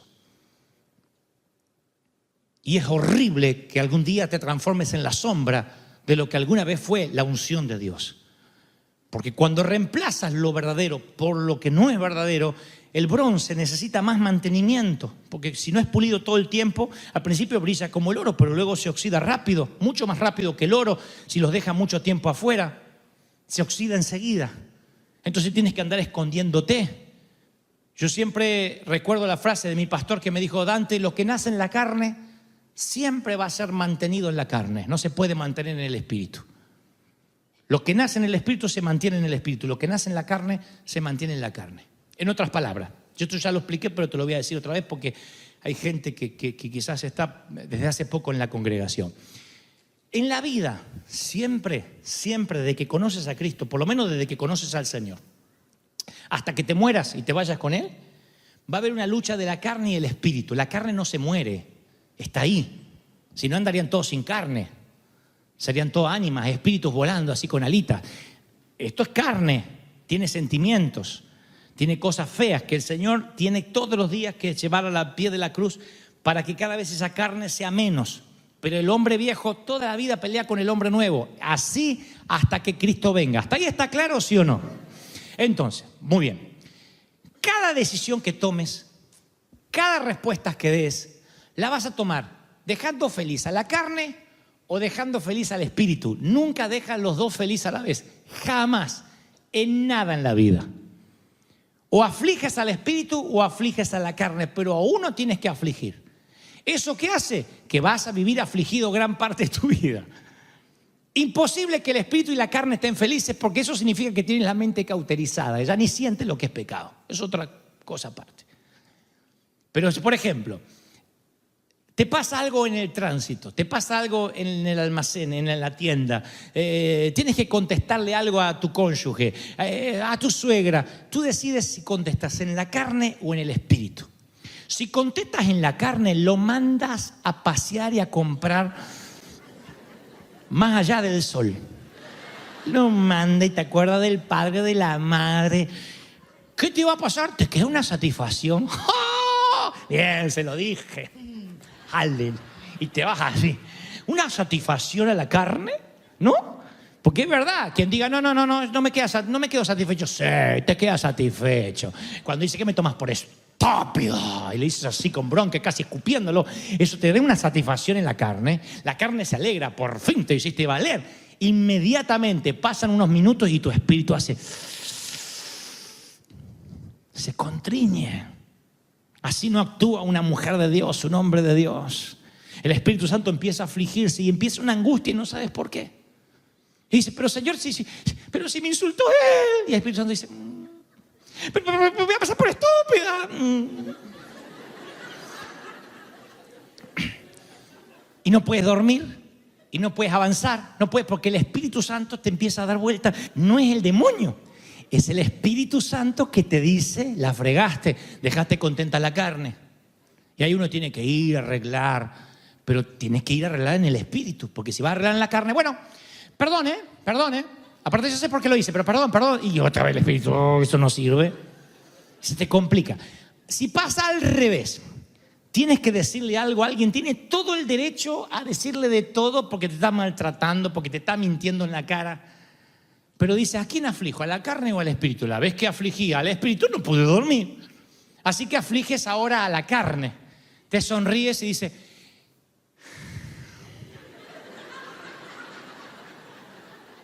voy a orar por ti. ¿Qué pasa esa noche? El Espíritu te da tranquilidad, tienes paz. Pero la carne dice, son tonto, no reclamaste. Una cosa es ser creyente, pero no estúpido. Y ahora hasta que se piensa que, y la carne no te deja dormir y te levantas en el nombre de Jesús. Ahora crees, en vez de reprender al demonio, ahora Señor, gracias porque me estás hablando. Es cierto, tengo que tener carácter. Ahora no te está hablando el Señor, ahora es la carne que te está hablando.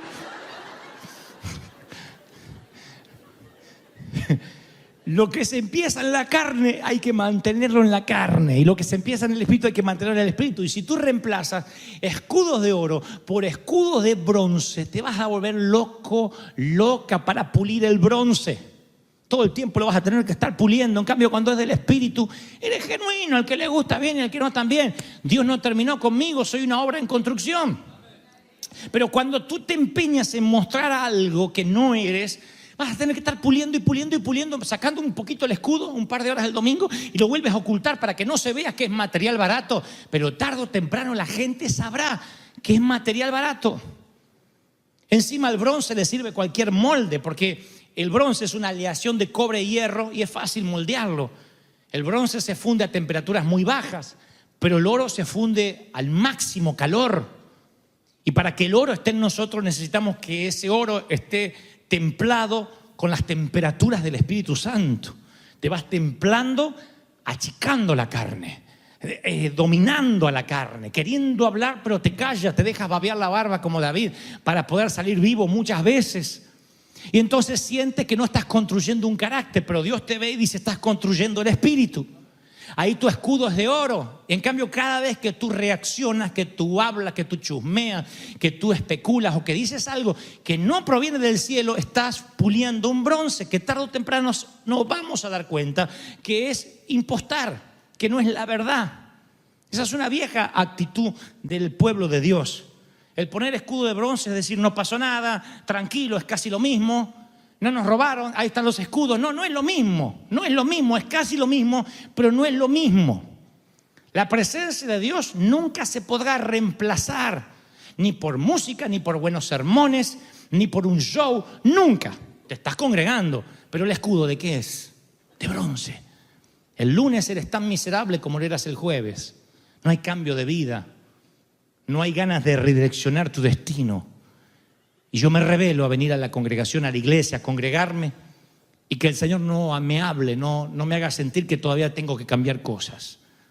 Cuando te sientes demasiado cómodo, lo más probable es que tu carne se sienta bien.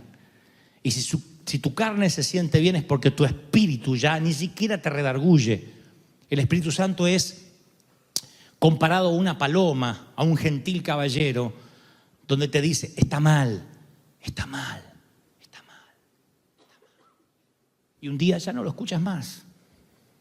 ¿Cómo es que la gente puede de pronto descender a un pecado atroz de haber conocido a Cristo? Y tú le dices, ¿y qué pasó en el camino? Te dicen, fui apagando las alarmas de a una hasta que ya no las oí.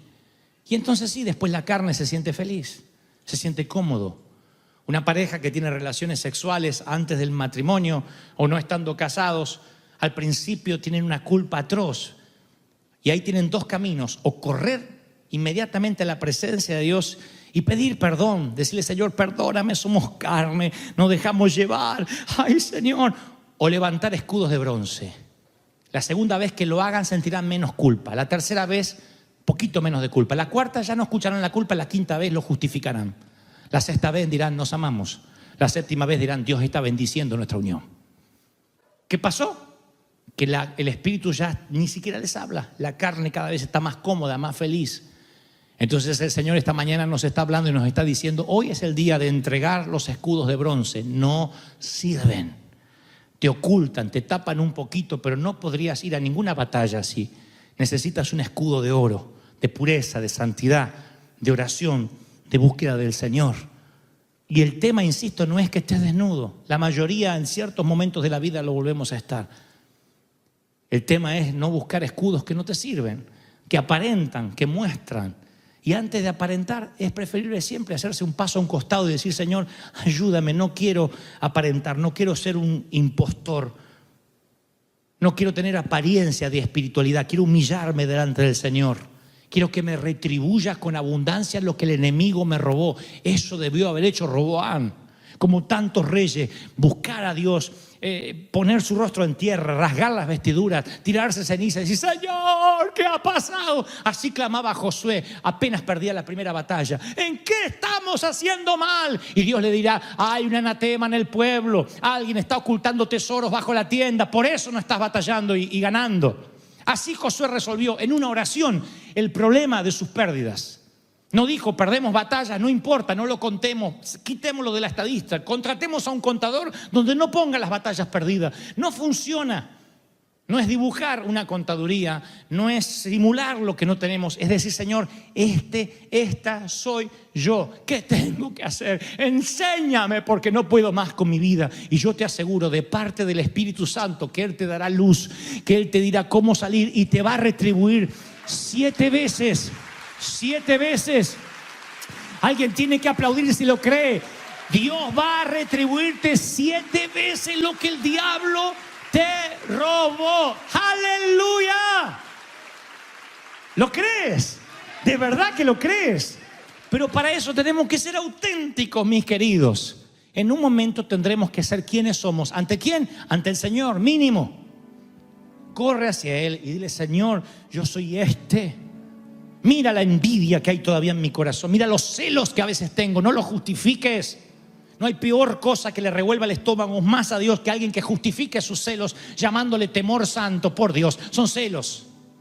Dile, Señor, yo soy criticón, yo soy chismoso, soy un trepador, soy un mentiroso, soy un lascivo. Tengo pensamientos impuros, me atrae la pornografía, ese soy. Es la única manera en que Dios te va a ayudar. De otra manera, Dios dice, si tú no me confiesas, aunque yo sepa con lo que estás luchando, si tú no me muestras quién eres, no voy a restituirte lo que el diablo te robó. Pero tienes que decir, Señor, el diablo me ha robado la paz. Me ha robado las ganas de vivir. A veces no tengo ganas de levantarme, estoy cansado. Me ha robado la pureza, me ha robado el oro. Y es ahí cuando el Espíritu Santo va a intervenir. Pero sé honesto, seamos una iglesia honesta. Seamos un hospital donde cuando yo te visite en tu cama me digas, esto es lo que tengo, ayúdeme. Y lo podamos poner ahí en tu diagnóstico. ¿Para qué poner dolor de cabeza si estás luchando con cáncer? Alguien tiene que decirle, el Señor va a restituirme. Si crees que Dios habló, vamos, celebra con un aplauso al Señor y dile, Señor, tú has hablado conmigo esta mañana. Son las 2:30 de la madrugada en tu casa, o las 3. Todos en tu casa están durmiendo. Tu cónyuge, el perro hecho una bola de pelos en algún sitio de la casa, los niños, menos tú. A ver si puedes identificarte y pensar que bien este mensaje podría incluirte. Te volteas hacia un lado en la cama, volteas hacia el otro, nada parece funcionar. Sabes que allá afuera de tu casa hay problemas, así que no duermes bien. La noche debería ser una tregua, no solo para el cuerpo, sino también para el alma. Dicen que uno con 7 u 8 horas de sueño puede recuperar las energías, así como se carga un celular a la pared. Pero que si la mente y el alma no descansan, te levantarás más cansado que si no hubieses dormido. Y entonces son las 2, las 3, las manecillas del reloj o en los números digitales parecen no avanzar. Tienes una angustia que no podrías describir en palabras. Si alguien te dijera exactamente qué te pasa, por qué estás triste, no sabrías qué decir. No tienes algo como un diagnóstico médico, una quiebra financiera, una carta del banco. Sin embargo, tienes una angustia que no te permite respirar profundamente o con tranquilidad. Y no es que te agarró un demonio, no significa que eres un fracaso o lo que es peor, que dejaste de ser cristiano. De hecho, los cristianos batallamos con esas cosas. Se llama ansiedad. La ansiedad es esa angustia que está en lo profundo del alma, como incrustado, como si fueran guijarros pequeños o granos de arena que lastiman el pie porque están en el zapato. No es un gran problema, pero ahí están causándote molestia. Es como un temor de baja intensidad, como un malestar, una intranquilidad de lo que podría pasar, un viento frío que no deja de soplar. Y dices, yo sé que algo malo me va a ocurrir. Es una ansiedad que no te deja en paz. La ansiedad termina enfermándote el cuerpo. Eso se llama somatizar. Cuando tienes mucha ansiedad, tus defensas bajan y es como que tu cuerpo pone un cartel acá que diga, invito a las enfermedades que andan dando vueltas. Se reciben enfermedades. Enfermedad que anda dando vueltas, ¡bum!, te la agarras. ¿Por qué? Porque tus defensas bajan. Tus defensas naturales. Y entonces se llama, usted ha somatizado, te dice el médico. El rey David vivía eso. Vivió un tiempo de esa ansiedad, de esa preocupación que parece de baja intensidad, pero que es constante. Aquello que es constante termina siendo cansado, agotador, drenante, quita la energía, te vampiriza las fuerzas. David estaba tan preocupado por situaciones personales, situaciones del reino, que él en un momento dijo, tengo puntadas en el corazón. Y no era una licencia poética, él sentía literalmente el preinfarto. Él sentía que se estaba muriendo. En otras ocasiones habló de que sus huesos se envejecieron. Él sentía las coyunturas que le hacían ruido. Y dijo, soy un hombre joven para estar así. Pero toda la ansiedad había desatado en él una crisis en el cuerpo. Por eso Dios te está hablando esta mañana. Porque yo sé que hay gente aquí enferma que no sabe por qué. Y no eres que eres hipocondríaco, que te gusta estar enfermo. Simplemente que la angustia, la ansiedad se ha mantenido de manera tan constante que no te ha dado tregua, no te ha dado respiro y eso ha enfermado tu cuerpo.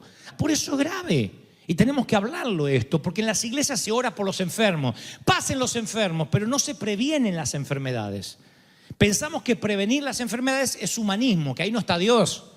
Pero Dios nos entrega una maquinaria perfecta llamada cuerpo y está en nosotros cuidarla para no enfermarnos, teniendo una vida sana, una dieta medianamente saludable. Yo no te digo que comas pasto y lechuga toda la vida, pero medianamente saludable, no tener exceso con las grasas, con los fritos, porque hay una edad que el cuerpo te va a pasar la factura de todo lo que viviste durante tu juventud.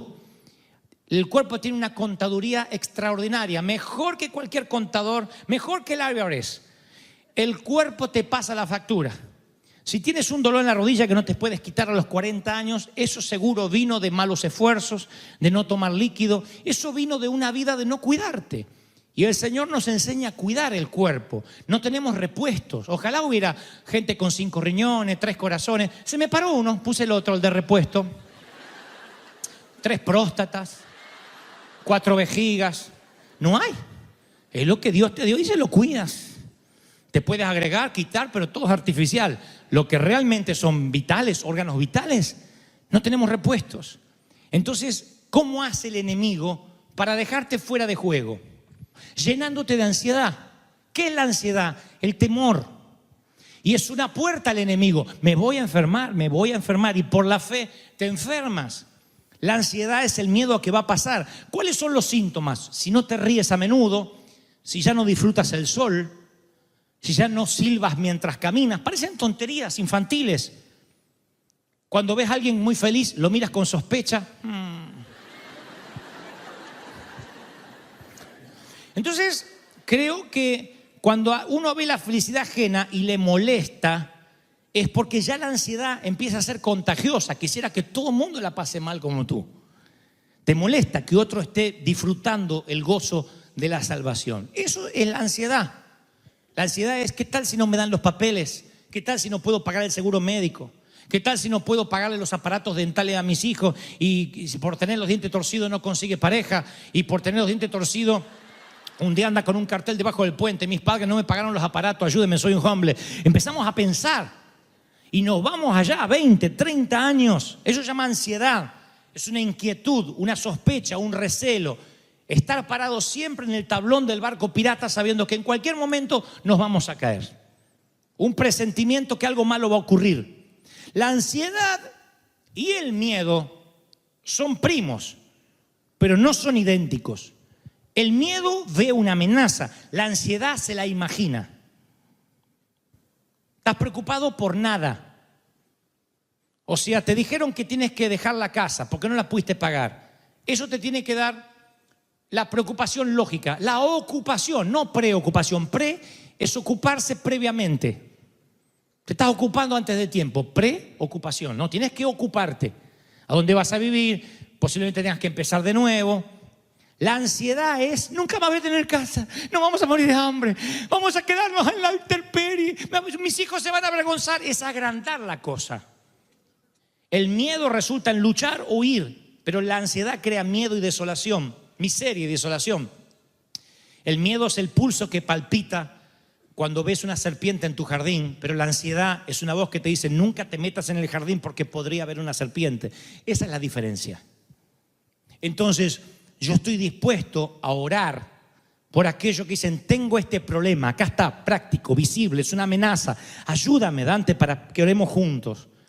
Pero no voy a orar por lo que podría pasarte, que te tiene loco y no te deja dormir. Eso es algo que tienes que vencer tú mismo.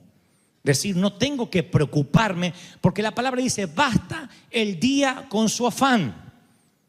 Preocuparme significa estar pensando en lo que va a pasar mañana, y bastante es hoy lo que me está sucediendo. La ansiedad te roba el aliento, el sueño, la energía, el bienestar. El salmista dice: no pierda los estribos, Salmo 37:8. Porque cuando pierde los estribos, eso te causa daño. La ansiedad te mete en una suerte de contorsionismo emocional y te enfermas, el pecho te aprieta, te sientes mareado. Vas a vivir 30 años preocupado por cosas que no te van a pasar, por cosas que nunca van a ocurrir, y el enemigo te las mete en la mente para que no puedas ser productivo, para robarte energía. Y Pablo lo sabía, y entonces le escribe a Filipenses y le dice: no se inquieten por nada. ¿Por cuánto no se inquieten? Digan fuerte, ¿por qué? Nada. ¿Por qué no dijo inquiétense en un poco menos? No se inquieten tanto, inquiétense cuando llega fin de mes. Él dijo: no se inquieten por nada, no da ningún margen, nada, cero, nulidad de inquietud. Y escribe en tiempo presente, lo que implica un estado continuo. No te inquietes por nada. No dice: no te inquietarás. No te inquietes por nada. Yo podría vivir con ese pasaje nada más. No te inquietes por nada. Y si no me caso, no te inquietes por nada. Y si me caso y no me gusta, no te inquietes por nada. Y si me caso y se transforma en bestia, no te inquietes por nada. Y si beso al sapo y sigue siendo sapo, no te inquietes por nada. Debería eso darnos la tranquilidad que Dios sigue estando al control. Dios sigue siendo Dios. ¿Sí o no? No permitas que la vida te deje sin aliento y en angustia permanente. Dice Lucas 21:34: ten cuidado y no dejes que tu corazón se haga insensible por las preocupaciones de esta vida. Miren qué lindo. No te insensibilices por las preocupaciones de la vida. Que la piel sea de rinoceronte, pero el corazón sea tierno. Porque si te preocupas demasiado, se va a ver reflejado primero en la cara. Hay dos cosas que se reflejan en la cara sí o sí: la ansiedad y los zapatos chicos. De verdad.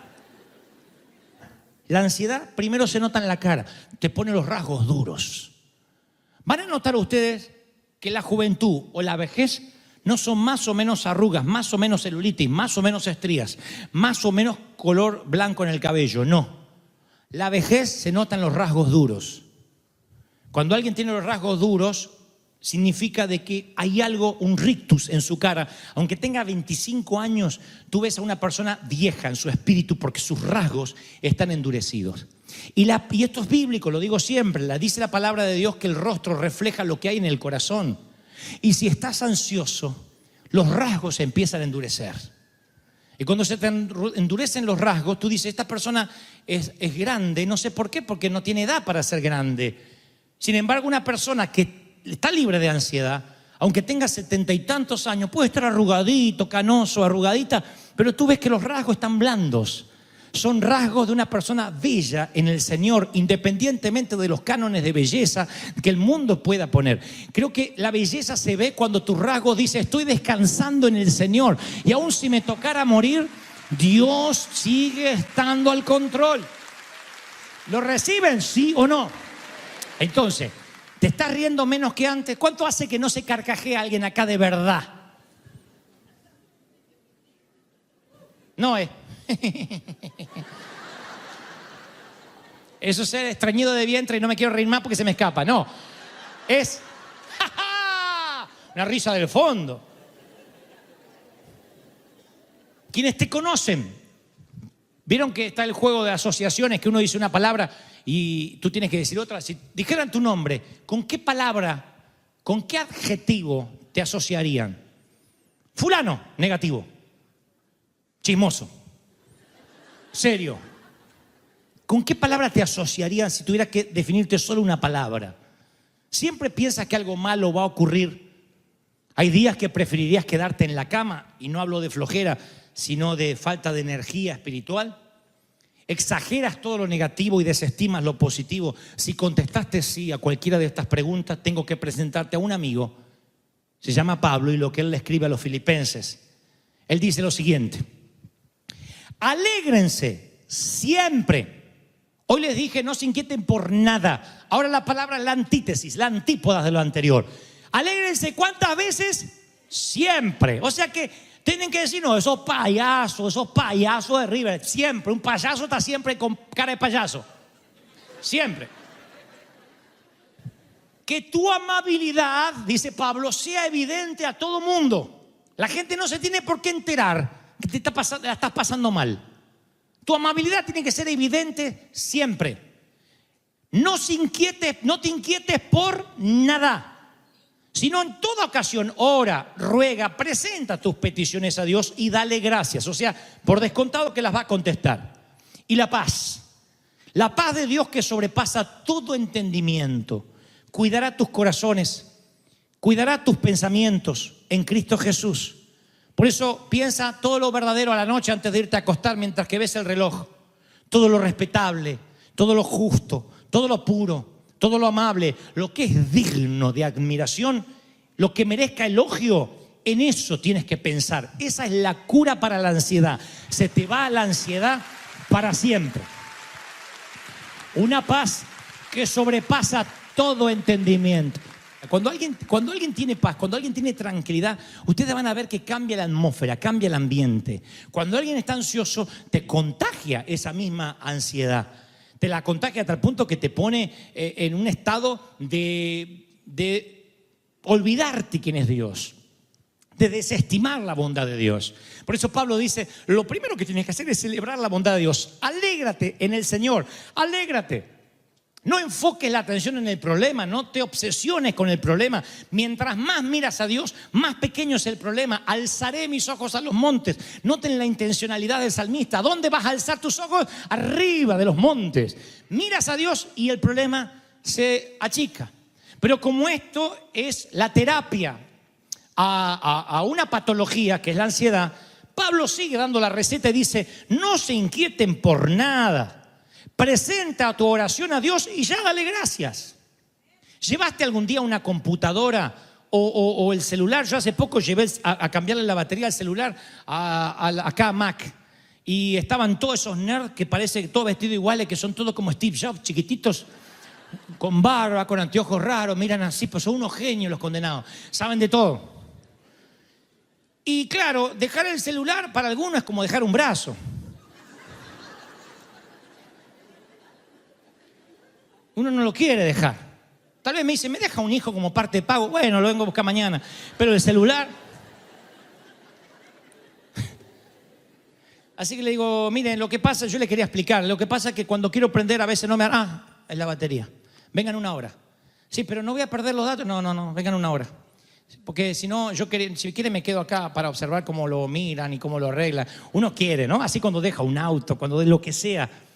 Uno no quiere estar ahí para ayudar en la reparación o estar al lado poniendo una bolsa de dormir a ver cómo el mecánico trabaja o el ingeniero trabaja.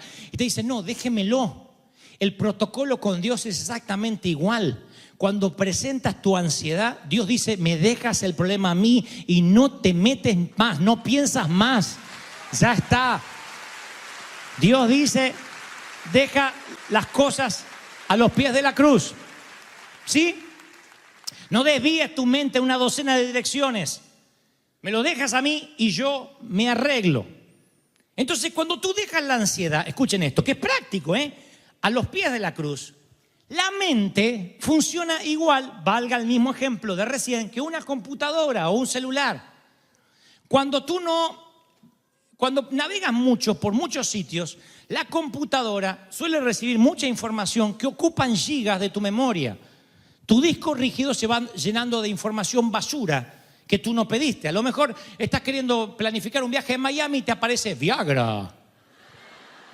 O al revés, estás buscando Viagra y te aparece Miami. Siempre hay algo que no quieres y se te mete, son cookies. De tanto en tanto tienes que vaciar la computadora porque hay un momento que todos esos iconos, todos esos sitios donde visitaste te van ocupando memoria.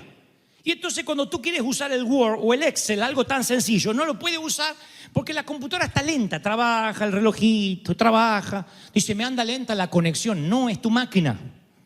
La mente es igual. No por nada la computadora dice que es una copia de la mente humana. Tu mente se llena de app, de aplicaciones. Se llena de aplicaciones inútiles. Esta aplicación para esto, esta aplicación para esto. Te pones una aplicación de, me voy a preocupar por si mi hija no se casa y queda solterona. Ya sé que tiene 7 años, pero sacó la cara del padre, no creo que se case. Te pones una aplicación acá. Te pones otra aplicación, ¿qué pasa si no podemos pagar el seguro médico? Ya sé que tenemos, pero ¿y si me lo quitan? Te pones otra, entonces se llena de aplicaciones tu celular o tu escritorio. Y cuando Dios te manda a hacer algo, a confiar en Él, no puedes porque tu mente está ocupada de tonterías, de babosadas. Hay una aplicación que se llama Babosadas. Van a encontrarla, bebé. Entonces Pablo, que es alguien práctico, dice, liberen la mente, porque está dando un remedio para la ansiedad. Liberen la mente y dice, piensen todo lo bueno, lo verdadero, lo respetable, lo justo, lo amable, lo digno de admiración. Él dice, no permitas que la ansiedad tome las riendas de tu mente. Libérate, déjalo con petición y ruego. Todo lo que te preocupa, saca todas esas aplicaciones y se las deja a los pies de la cruz y lo dejas. Le dices al técnico, ¿cuánto las vengo a buscar? Y el técnico te dirá, tranquilo, yo me ocupo de esto. Cuando esté resuelto, te aviso, como una vez me dijo un abogado. Cuando tenga una sentencia, te llamo. Si no te llamo, deja que la causa trabaje. Te olvidas y enfoca tu mente en lo verdadero, en lo puro, en lo amable, en lo digno de admiración, en servir al Señor, en crecer, en transmitir, en bendecir, en inspirar, en afectar. ¿Cuántos reciben esta palabra? Y dice, Dios está cambiando mi mente hoy. ¡Aleluya! Cuando más o menos en el año 90 estábamos recién casados con Liliana y perdí el empleo que nos ayudaba a pagar la renta, a comer. Fue hace 27 años. Así que yo quería hacer lo que sea. Yo quería trabajar de cualquier cosa. Liliana también, los dos estábamos buscando empleo, a ver cómo podíamos pagar la renta, afrontar los gastos. Y buscaba trabajo, empleo, aunque sea para ese día. Me subo en el tren, me voy hasta la terminal, no pago boletos, no hagan esto en sus casas, porque esto lo hice cuando no tenía mucho al Señor. Y llegué a la terminal Y ahí veo que hay un puesto donde están haciendo hamburguesas y choripanes. Me acerco y le digo, Señor, yo necesito que me ayude. Él dice, ¿quieres una hamburguesa? Le digo, no, quiero trabajar acá. Me dice, no, ya está todo, ya no necesitamos nadie que trabaje. Le digo, no, por favor, déjeme trabajar, yo sé hacer hamburguesa. Tu abuela no había hecho una hamburguesa en mi vida, pero digo, no puede ser difícil, le tira la carne y da la vuelta. Así que me dejó meter ahí y me dijo, bueno, y no sé, creo que me pagó, era unos pesitos para el día nomás, no importa, yo con eso iba a poder conseguir fichas. De hecho, después conseguí fichas, puse en el teléfono y me contestaron del Instituto Bíblico de Río de la Plata que me aceptaban en un empleo para dibujar. Y han cambiado muchas cosas de esos 27 años para acá. Nos abrimos camino en medio de lo que podía ser una miseria que prometía tenernos en stand-by para siempre. Salimos al frente, trabajando muy duro, muchas horas en un bus que nos llevaba hora y media hasta donde teníamos que ir y hora y media para regresar, a veces parados, cansados, no teníamos ni ganas de comer, pero sabíamos que si la vida nos daba limones, las íbamos a transformar en limonada. Entendimos que Dios siempre estaba al control y eso nos quitó ansiedad. Por eso yo digo siempre, imagínate que tu papá fuera el cirujano ortopedista más importante del mundo y todo el mundo viniera a atenderse con él porque la gente viaja de las naciones porque él es el mejor que cambia articulaciones dañadas por articulaciones saludables. Con la misma seguridad que un mecánico cambia las bujías de un automóvil, él reemplaza caderas, hombros y rodillas. Pero tú tienes 10 años y no sabes a lo que se dedica tu papá. Solo como tienes 10 años, sabes que a tu papá le dicen doctor. Y un día estás jugando al fútbol, te tuerces un tobillo y tienes un partido importante en una semana y tu tobillo está como la pelota de tenis. No hay tiempo para muletas, no hay tiempo para cojera, tú quieres un tobillo sano. Entonces entra papá a tu habitación y te dice, hijo, examina el tobillo y dice, todo va a estar bien, vas a poder jugar. Y tú dices, no, tú no sabes nada, no voy a poder jugar, no voy a volver a caminar. Yo sé que vas a volver a caminar. No, no sabes, dice, tienes 10 años. Y tu padre te mira a los ojos y dice, ¿sabes a qué me dedico?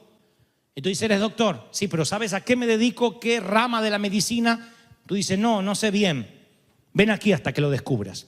Y ese día, aunque tienes el tobillo así y 10 años, permite tu papá que entres a una sala quirúrgica, a una sala de operaciones. Él va literalmente a reconstruir un tobillo y va a permitir que tú lo veas. Vas a querer irte, no vas a soportar lo que está haciendo, pero su seguridad, la forma en que todos los enfermeros le dicen, Señor, algo más, y la seguridad en que él no pide ayuda a nadie y sabe lo que va a hacer, de alguna manera te da calma. Luego te quitan el delantal, te subes al auto de tu papá y lo miras diferente. Ahora lo ves con otros ojos. Porque piensas que si tu papá puede hacer una operación ortopédica, es probable también que tenga razón cuando dice que tu tobillo se va a deshinchar. Así que le preguntas, papá, ¿voy a poder jugar al fútbol? Y él te dice, te dije que sí, vas a poder. Y esta vez sí le crees. ¿Cambió tu papá? No, cambiaste tú. La ansiedad disminuye conforme aumenta la comprensión de quién es tu papá, a lo que se dedica tu papá. Y muchos de tus temores más grandes que no te dejaron dormir anoche son simplemente tobillos torcidos para Dios. Y vives con una ansiedad innecesaria por cojeras temporales, porque no sabes a lo que se dedica tu papá. Tu papá se dedica a quitar ansiedad, a deshinchar tobillos. Tu papá se dedica a que no te preocupes. ¿Cuántos dicen amén? ¡Aleluya! Ahora yo quiero que ustedes repitan esta resolución conmigo. Es parte de la terapia. Hasta acá me aguantaron, me aguantan 2 minutos más, ¿sí o no? Fuerte, a todo pulmón, diga conmigo esta resolución. No tengo que revivir el ayer. Aprenderé de él. Buscaré misericordia para él. Pero no viviré en el ayer. El sol se puso en el ayer. El sol no salió mañana. Hasta mañana no puedo cambiar mañana. Hoy voy a vivir el hoy. Enfrentaré el hoy con las fuerzas del hoy. Bailaré el vals de hoy con la música de hoy. Voy a bailar hoy, reír hoy, y cuando llegue mañana lo haré mañana. ¿Cuántos dicen esa va a ser mi vida a partir de hoy? Sin ansiedad. Si crees que Dios habló, Cierra este mensaje con un aplauso. Libre, libre, libre de ansiedad. Bendito sea Dios. Vamos, vamos, celebra al Señor. Se va la ansiedad, se va la preocupación, hermano. Se va la preocupación, hijo querido. ¡Aleluya! No hay de qué preocuparse. Él sigue siendo fiel.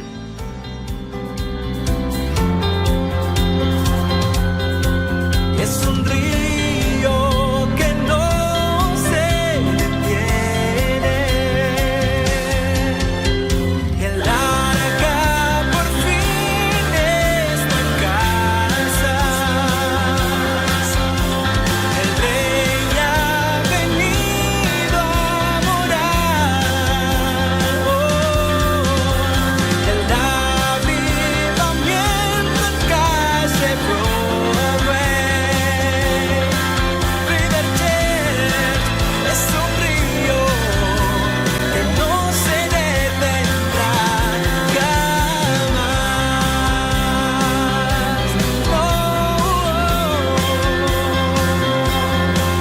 River Church es un río que no se detendrá jamás.